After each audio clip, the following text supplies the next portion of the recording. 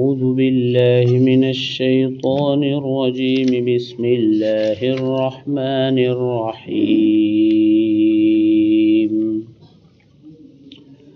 إنا أرسلنا نوحا إلى قومه أن أنذر قومك من قبل أن يأتيهم عذاب أليم قال يا قوم إني لكم نذير مبين أن اعبدوا الله واتقوه وأطيعون يغفر لكم من ذنوبكم ويؤخركم إلى أجل مسمى إن أجل الله إذا جاء لا يؤخر لو كنتم تعلمون۔ شروع اللہ کے نام سے جو بڑا مہربان نہایت ہی رحم والا ہے۔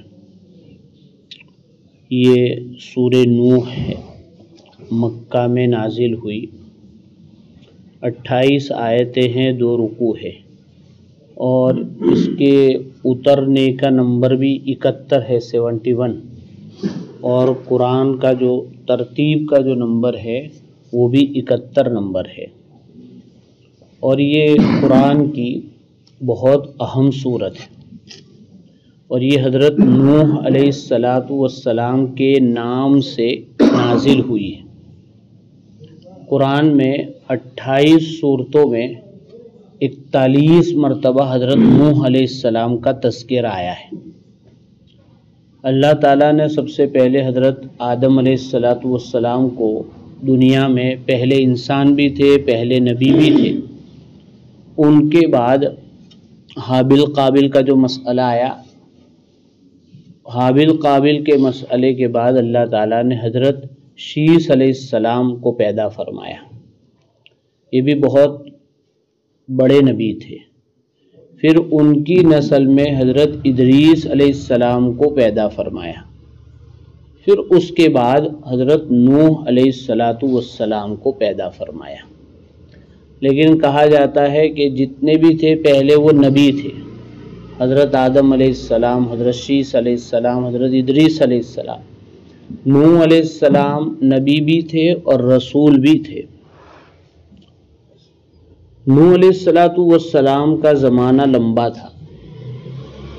نوح علیہ السلام کو جن چیزوں سے مقابلہ تھا وہ بت پرستوں سے مقابلہ تھا، مورتی پوجا کرنے والوں سے۔ مورتی پوجا کا بہت رواج تھا اس قوم میں۔ نوح علیہ السلام نے تقریباً 950 برس دعوت کا کام کیا، محنت کی۔ ان کی زندگی تو دعوت کے کام سے پہلے کی بھی ہے اور بد دعا کی اس کے بعد کی بھی ہے، قوم کے ہلاک ہونے کے بعد کی، لیکن دعوت کا جو عرصہ ہے جیسا کہ قرآن میں آیا سورہ عنکبوت میں، 1000 سنۃ الا 50، 1000 میں 50 کم، یعنی 950 برس کام کیا۔ کتنے برس؟ اور اس میں بھی کتنے لوگ آئے؟ بہت کم لوگ، 78 80 یا اس طرح کی تعداد ہے۔ کتنے سال کی محنت؟ 950 برس کی محنت، اور رزلٹ کتنا؟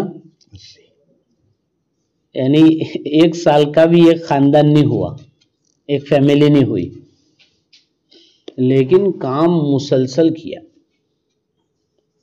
اسی لیے ہمیں کہا جاتا ہے کہ جو بھی دین کا جو بھی کام کر رہا ہے، جس میدان میں دین کا کام کر رہا ہے، نتیجے کا مکلف نہیں ہے وہ، کہ میں کسی کو دعوت دوں تو وہ قبول کر لے، اس کا وہ ذمہ دار نہیں ہے۔ دعوت دینے کا ذمہ دار ہے کہ میرا جہاں جہاں بس چلتا ہے، زبان سے بس چلتا ہے، میری طاقت ہے تو میں زبان سے سمجھاؤں گا۔ کسی جگہ ہاتھ کا طاقت کا پاور ہے اور اس کی گنجائش ہے تو اس سے کام کیا جائے گا، اور جہاں طاقت کا بھی یعنی طاقت بھی نہیں ہے، زبان سے بولنے کی بھی ہمت نہیں ہے، تو ایسے موقع پر دل سے اس کو دور کرنا ہے، یعنی دل سے برا سمجھنا ہے، اللہ سے درخواست کرنی ہے، اور اس کے لیے جو آدمی اپنے اسلوب سے، اپنے انداز سے، اپنی باڈی لینگویج سے جو کر سکتا ہے کرنا پڑے گا۔ یعنی یہ جو دعوت کا آخری درجہ ہم جو کہتے ہیں وَذَلِكَ ضَعْفُ الْإِيمَانِ، کہ کوئی برا کام دیکھو تو ہاتھ سے روکو، ہاتھ سے نہیں روک سکتے تو زبان سے روکو، زبان سے نہیں رکھ سکتے ہو تو دل سے برا سمجھو۔ تو دل سے برا سمجھنے میں عام طور پہ ہم سب کیا سمجھتے ہیں کہ بھائی غلط ہے، اتنا سمجھ لیے، اتنا کافی نہیں ہے۔ دل سے برا سمجھنے کا مطلب آپ طاقت استعمال مت کیجئے، زبان استعمال مت کیجئے، لیکن باڈی لینگویج استعمال کرنی ہے۔ مثلا غیبت کی مجلس ہو رہی ہے، اب میرا کوئی بڑا ہے وہی بیٹھ کے غیبت کر رہا ہے، اب میں ان کو تو کہہ نہیں سکتا کہ تم غیبت کرو، کر رہے ہو، گناہ کر رہے ہو، اور ہاتھ بھی نہیں اٹھا سکتا، تو اٹھ کے چلے جانے کا۔ تو آپ نے دل سے برا سمجھا، اس کو آپ نے اپنی باڈی سے بتلایا، یا بات دلچسپی سے اٹھنا بھی مشکل ہو کسی وجہ سے، تو آدمی اپنے چہرے مہرے سے، یا کہ ان کی بات جو چل رہی ہے اس سے اپنی توجہ ہٹا کر، جیسے اپنے کسی دکان میں لینے جاتے اور اپنے کو نہیں لینا اور کہہ بھی نہیں سکتے نہیں لینا، تو یوں کر کے فون نکالتے، کیا وہ کیا کسی کا فون نہیں آیا،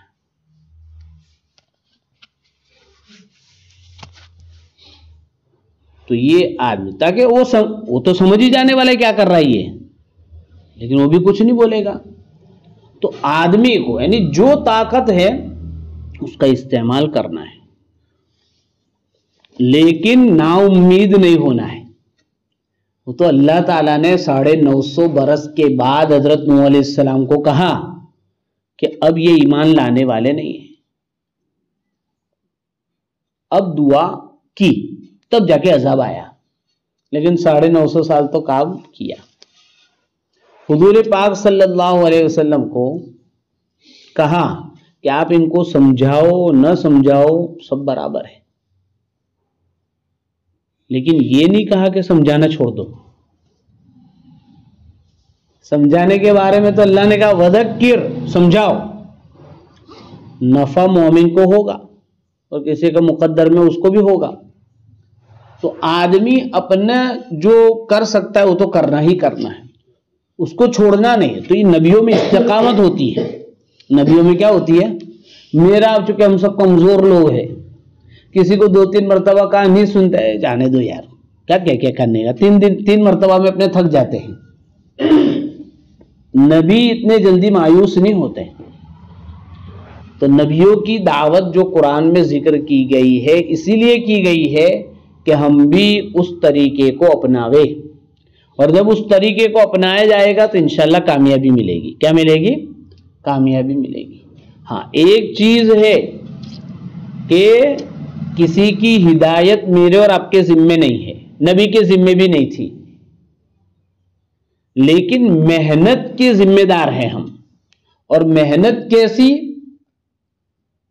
تاکہ محنت ایسی کہ اللہ کو تسلی دینی پڑے کہ میرا بندہ تو کتنا فکر مند ہے، کتنا فکر مند ہے۔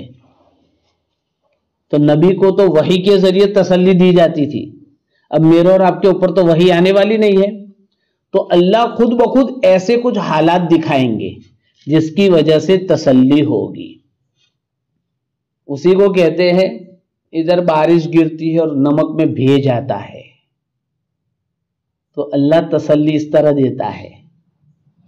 محنت عبد الرشید بھائی میرے اوپر کر رہے اور جماعت میں مولوی ذاکر چلے گئے، اس طرح اللہ کی مدد نصرت ہوتی ہے اور ہوتی ہے، لیکن آدمی مایوس نہ ہو، محنت کرنا نہ چھوڑے۔ تو نوح علیہ السلام کی یہاں جو صورت ہے 2 ہی رکوع کی ہے، 2 صفحے کی ہے، 2 ڈھائی صفحے کی، لیکن اللہ تعالیٰ نے اس میں اس چیز کو بہت کھول کر سمجھایا ہے۔ چنانچہ اللہ تعالیٰ فرماتے ہیں کہ انا ارسلنا نوحا، ہم نے نوح علیہ السلام کو بھیجا کہاں؟ الی قومہ، ان کی قوم کے پاس۔ دیکھو نوحا الی قومہ، اس لیے کام کا اصل میدان اپنا علاقہ ہے، اور وہیں سے شروعات کرنی ہے، اسی کی فکر مقدم ہونی چاہیے۔ اس میں سب سے پہلے میری ذات آئے گی، قُوْ أَنفُسَكُمْ، میرا کام ہوتا ہے، اس کے بعد آئے گا وَأَنذِرْ عَشِيرَتَكَ الْأَقْرَبِينَ، قریبی لوگوں کو، پھر آئے گا وَمَنْ حَوْلَهَا، ام القریٰ ومن حولها، اطراف، سٹیپ بائی سٹیپ ہر جگہ کام کرنا ہے اپنی ذات سے اپنا۔ تو کہا اور اس میں اثر بھی ہوتا ہے، کیونکہ قوم کا آدمی ہوتا ہے، اس کو قوم کا درد ہوتا ہے، یہ ظاہر بات ہے۔ کوئی بھی کچھ بھی ہو جائے تو ہم سب فکر مند نہیں ہوتے کہ ہمارے گاؤں میں ایسا ہو گیا، ہمارے محلے میں ایسا ہو گیا، یہ فطری چیز ہے۔ تو نبی کو اس کی قوم میں بھیجا گیا،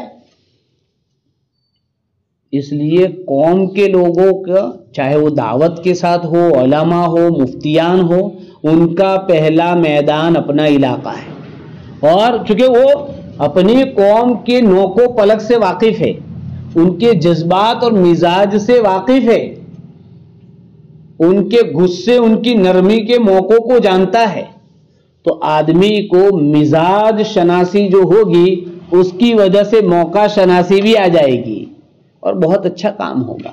تو یہ بات کیا کام کے لیے بھیجا؟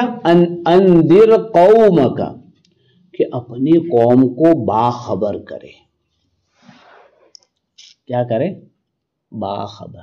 انذار کہتے ہیں محبت کے ساتھ کسی چیز سے ڈرانا۔ کیسے؟ یعنی اس کے بارے میں خیر خواہی کہ یار میرا دوست کہاں جا رہا ہے، میرا بھائی کہاں جا رہا ہے، میری بیوی کا رخ الگ کیوں ہے، میری اولاد کیوں غلط پٹری پر چڑھ گئی ہے، تو ان کو ڈرانا تو ہے، لیکن اندر محبت اور شفقت ہو۔ ایک تو شیر سے ڈراتے، تو شیر کا بھی ڈر، تو اللہ کی عظمت بٹھانی ہے، دین کے کام کی اہمیت بٹھانی، یہ ہر ماں باپ کی ذمہ داری ہے۔ انذر قوم، تو نبی اپنی قوم کو ڈراوے۔ کب ڈراوے؟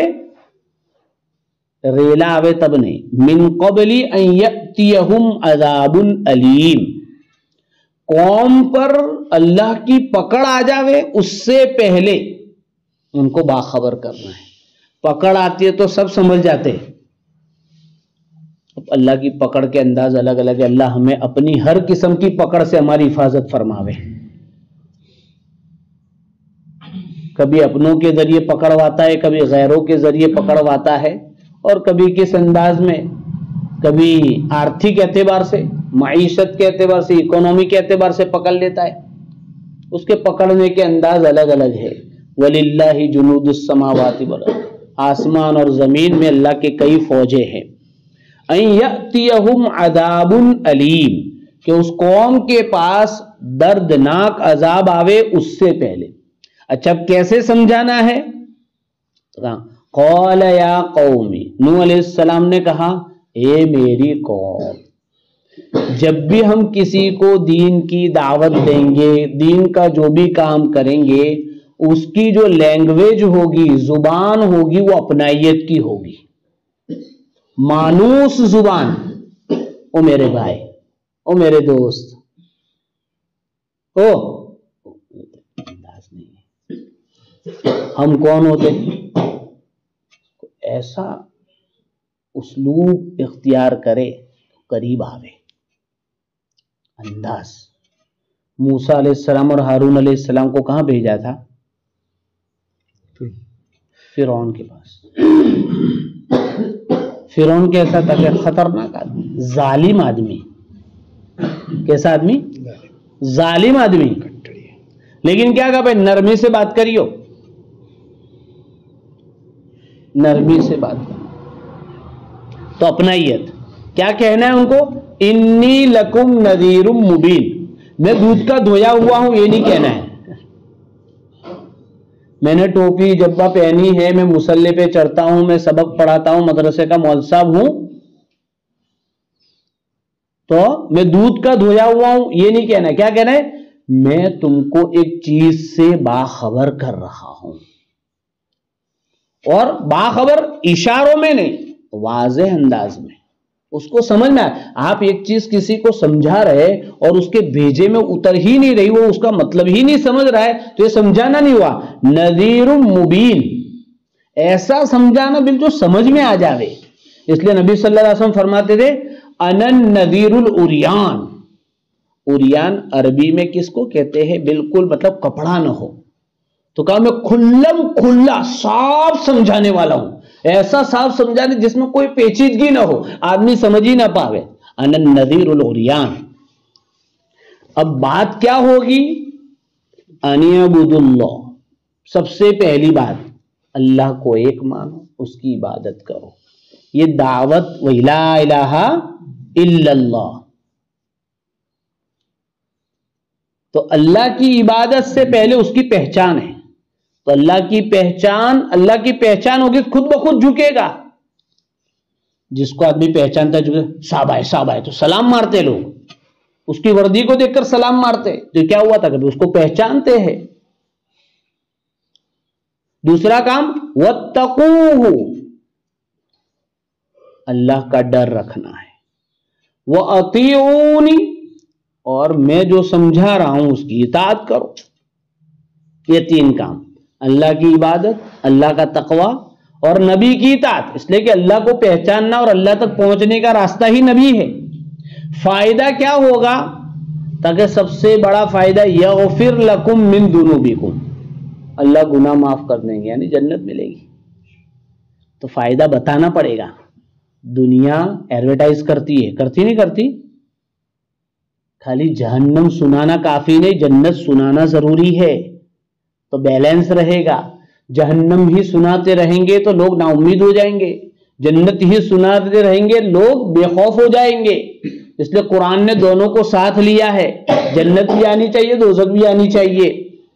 تو اللہ کیا کرے گا؟ معاف کر دے گا. دوسرا یہ وَيُؤَخِّرُكُمْ إِلَىٰ أَجَلٍ مُّسَمًّى، ایک مدت تک تم کو مؤخر کرے گا. یعنی زندگی تو جتنی ہے اتنی ہی ملے گی، لیکن ایمان والا جو ہے وہ اچھی زندگی گزارے گا. اعمال کے ساتھ زندگی ہوگی تو اچھی ہوگی، ورنہ نیک کام کرنے سے کوئی عمر بڑھ نہیں جاتی ہے. 40 کے 50 ہونے والے، اسی کو آگے کہا ان اجل اللہ، جب اللہ کی فکس کی ہوئی وقت اور مدت آ جاتا ہے تو اذا جاء لا یؤخر، پیچھے نہیں ہٹے. 1 منٹ ادھر بھی نہیں، 1 منٹ ادھر بھی نہیں، اس کو جانا ہی جانا ہے. ڈاکٹر یہ کہتے 3 دن کا مہمان ہے پھر بھی وہ سالوں جیتا ہے، اور ڈاکٹر کہتا بالکل سرس થઈ ગયું છે، હવે کوئی یعنی પ્રક્રિયા ની જરૂરત નથી، تو بھی وہ پھر مر جاتا ہے گھر پہ آ کے. خیر لو کنتم تعلمون، کیا اچھا ہوتا کہ تم سب سمجھ جاتے، یعنی ہم سب سمجھ جاتے. اللہ تعالی ہم سب کو یہ باتیں سمجھا دے. اللہ تعالی جو بھی بات کہی گئی ہمیں سمجھاوے، اور دعوت کے کام کو اور دین کے ہر کام کو صحیح ڈھنگ سے کرنے کی توفیق عطا فرماوے. وآخر دعوانا الحمدللہ.